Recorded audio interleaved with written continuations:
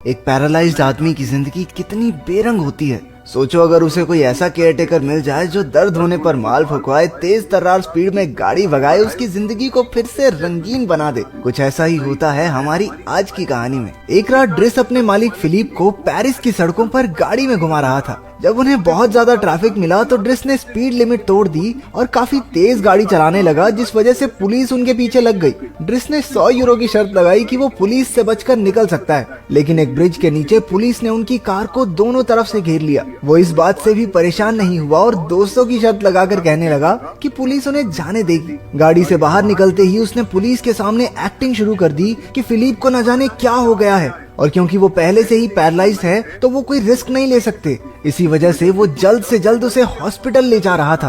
Police वालों ने गाड़ी के पीछे व्हील चेयर देखी और उधर फिलिप ने भी अपना ड्रामा चालू कर दिया, जिसे देखकर पुलिस ने उन्हें जाने तो दिया ही, साथ साथ एक गाड़ी उन्हें जल्द से जल्द हॉस्पिटल ले जाने के लिए उनके पीछे लगा दी।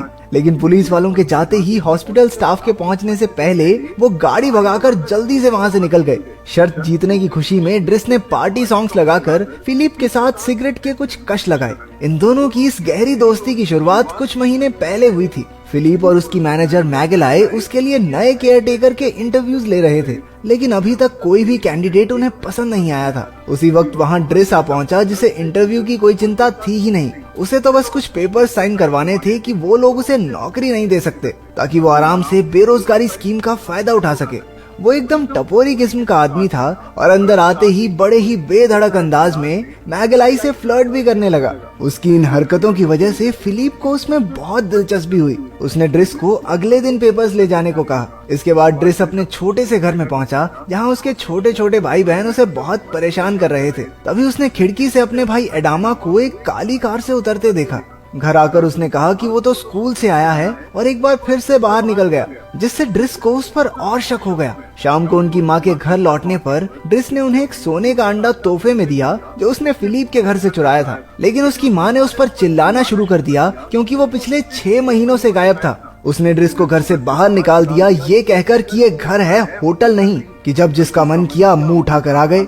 अगली सुबह जब ड्रिस फिलिप के घर पहुंचा तो उनकी नौकरानी युवॉन ने उसे पूरा घर दिखाया और फिलिप के सारे काम भी समझाए। फिर उसने ड्रिस को उसका कमरा और बाथरूम दिखाया, जिसे देखकर उसकी आंखें खुली की खुली रह गई। तभी उसे फिलिप ने बुलाकर पेपर्स दे दिए और 1 महीना ट्रायल नौकरी का ऑफर दिया। ड्रिस मान गया, लेकिन फिलिप ने शर्त लगाई कि वो 2 हफ्ते भी नहीं टिक पाएगा। अपने कमरे में सामान रखकर ड्रिस ने फिलिप का ख्याल रखने के सारे जरूरी काम सीखे। नहाने से लेकर उसके कपड़े बदलने तक के सारे काम उसे ही करने थे। यहाँ तक कि टॉयलेट जाने के बाद उसका पिछवाड़ा भी ड्रिस को ही साफ करना होगा। उसने बहुत सी शिकायतें की, लेकिन आखिरकार नौकरी एक्सेप्ट कर ली। रात को डिनर करते हुए उसे फिलिप की बेटी एलिसा और उसका बॉयफ्रेंड मिले, जो कुछ निजी समय बिताने के लिए खाली जगह ढूंढ रहे थे। लेकिन ड्रिस ने दोनों को बाहर भगा दिया। बॉस की बेटी नाराज होती है, हो जाए, नजारा खराब नहीं होना चाहिए। ड्रिस ने कुछ ही दिनों में सारा काम सीख लिया। वो फिलिप के लिए आई चिट्ठियों को भी उसे पढ़कर सुनाता था, लेकिन कुछ चिट्ठियां ऐसी थी जिन्हें उसे खोलने की इजाजत नहीं थी। इतने काम के बावजूद भी ड्रिस मजे में रहता था। मौका मिलते ही वो मैगेलाई से फ्लर्ट जरूर करता। एक सुबह ड्रिस ने फिलिप को कार में घुमाने ले जाना था, लेकिन उसने फिलिप को किसी सामान की तरह पीछे नहीं रखा, बल्कि एक स्पोर्ट्स कार में अपने साथ बैठा लिया। शुरुआत में तो फिलिप को भी ये सही नहीं लगा, लेकिन बाद में वो भी एक्साइटेड हो गया। जब वो बाहर निकले तो एक आदमी ने उनके दरवाजे पर गाड़ी लगा रखी थी। ड्रिस ने बिना वक्त गवाए उस आदमी को कॉलर से पकड़ा और घर के बाहर लगा नो पार्किंग का बोर्ड दिखाया। फिलिप भी उसके इस काम से खूब इम्प्रेस हुआ। फिर दोनों एक म्यूजियम में पहुंचे, जहां फिलिप एक पेंटिंग खरीदने वाला था, लेकिन ड्रिस ने कहा, अंकल सठिया गए क्या? माना अंधा पैसा है, लेकिन ऐसे थोड़ी लुटाना है। खाली कैनवस पे लाल पेंट के छींटे को कौन खरीदता है भाई? इसके बाद फिलिप अपने एक रिश्तेदार से मिला, जिसने उसे बताया कि ड्रिस सही आदमी नहीं है और वो तो एक बार जेल भी जा चुका है। लेकिन फिलिप को इसकी परवाह नहीं थी। उसे ड्रिस पसंद था क्योंकि वो बाकी लोगों की तरह उस पर तरस नहीं खाता था। वो उसे हमेशा एक आम इंसान की तरह ट्रीट करता और मन लगाए रखता था। बाद में रात के समय युवॉन ने ड्रिस को बताया कि जिन चिट्ठियों को वो खोल नहीं सकता, असल में वो एलेनोर नाम की एक औरत की हैं, जिससे फिलिप चिट्ठियां लिखकर बातें करता है, लेकिन वो आज तक एक दूसरे से मिले नहीं। रात के समय जब वो सोने की कोशिश कर रहा था तो उसे फिलिप के बेबी मॉनिटर से आवाजें आने लगी। उसे सांस लेने में तकलीफ हो रही थी। ड्रिस चाहकर भी उसे नजरअंदाज नहीं कर पाया और उसके कमरे में जाकर उसे शांत किया। उसने फिलिप का चेहरा गीले कपड़े से साफ किया और आखिरकार वो सो गया। लेकिन कुछ ही देर में उसकी सांस फिर से अटकने लगी। इस बार ड्रिस ने बिना हिचकिचाए उसे व्हील चेयर पर बैठाया और उसे कंबल उठाकर नदी किनारे सैर कराने ले गया। न जाने कितने समय बाद फिलिप रात के समय पेरिस की सड़कों पर आया था। उसने ड्रिस से कहा कि कभी कभी दवाइयों से ज्यादा माहौल दर्द घटाने में कामयाब होता है। जब दर्द एक बार फिर से शुरू हुआ तो ड्रिस ने उसे अपने साथ माल फूकने को कहा। पहले तो फिलिप थोड़ा झिझक रहा था, लेकिन माल फूकने के बाद उसे भी काफी हल्का महसूस हुआ। इसके बाद दोनों ने एक रेस्टोरेंट में मजे से खाना खाया। थोड़ा सेंटी होकर फिलिप ने ड्रिस को अपनी जिंदगी की पूरी कहानी बताई। उसकी पत्नी और वो स्कूल के समय से एक दूसरे को चाहते थे और उनकी शादी के बाद बदकिस्मती से उनके 5 मिसकैरेज हुए, जिसके बाद उन्होंने एलिसा को अडॉप्ट करने का फैसला लिया। फिलिप को तेज रफ्तार के एडवेंचर स्पोर्ट्स का बहुत शौक था और एक दिन पैराग्लाइडिंग करते हुए एक हादसा हो गया, जिसकी वजह से उसकी ये हालत है। उसी हादसे में उसने अपनी पत्नी को भी खो दिया। तभी फिलिप को याद आया कि ड्रिस का 1 महीना पूरा हो चुका है और अब उसकी नौकरी पक्की।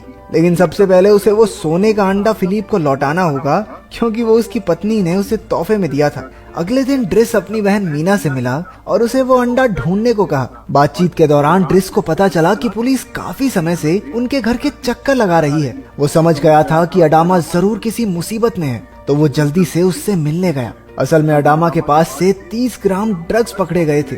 ड्रिस उसे अपने साथ ले जाना चाहता था, लेकिन वो एक बार फिर से उस काली गाड़ी में चढ़ गया। ड्रिस हताश होकर वहाँ से चला गया।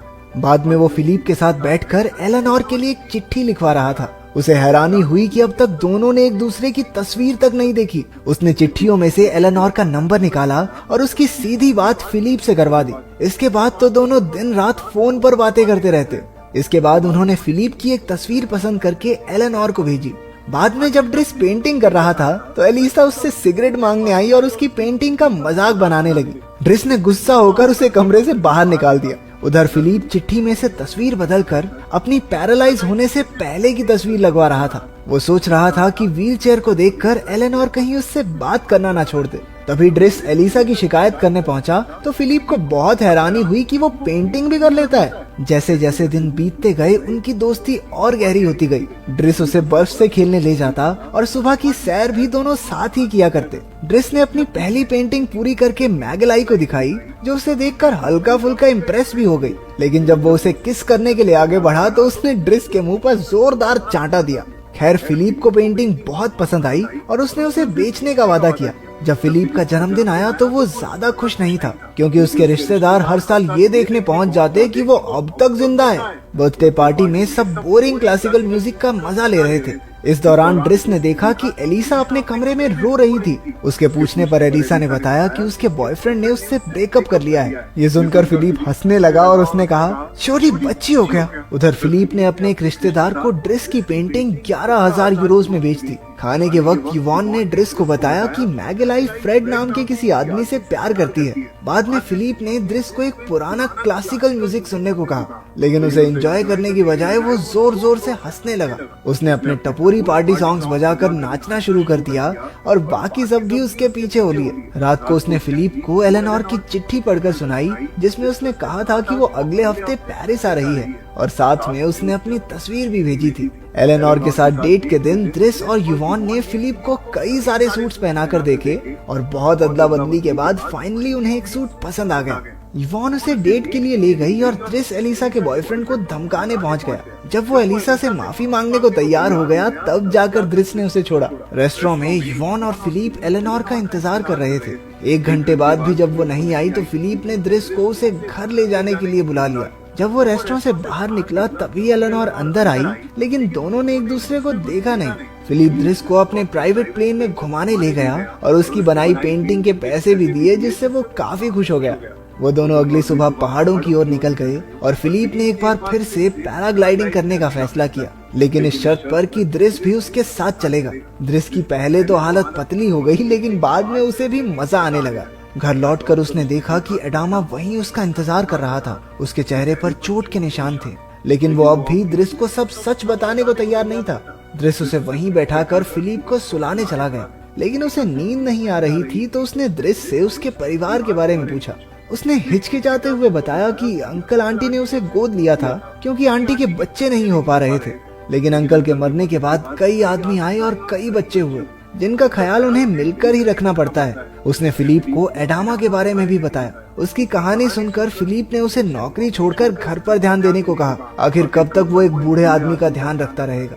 अगले दिन जब ड्रिस सामान बांधकर जा रहा था तो उसने सोचा कि एक आखिरी बार मैगलाई से फ्लर्ट ही कर लेते हैं, लेकिन मैगलाई ने उसे फ्रेड से मिलवाया जो असल में एक लड़की थी। दरअसल मैगलाई को लड़कों में दिलचस्पी थी ही नहीं। अगले दिन फिलिप अपने नए केयर टेकर से मिला जो बेहद बोरिंग था, इसलिए वो चुपचाप बिना कुछ खाए वहां से चला गया। दूसरी तरफ ड्रिस अपनी पहले जैसी जिंदगी जीने लगा। उसने उस काली कार वाले आदमी से भी साफ तौर पर कह दिया कि एडामा के आसपास फटके भी ना। फिलिप अब उदास रहने लगा था। एक रात उसे बहुत ज्यादा दर्द हुआ, लेकिन उसने किसी की मदद नहीं ली।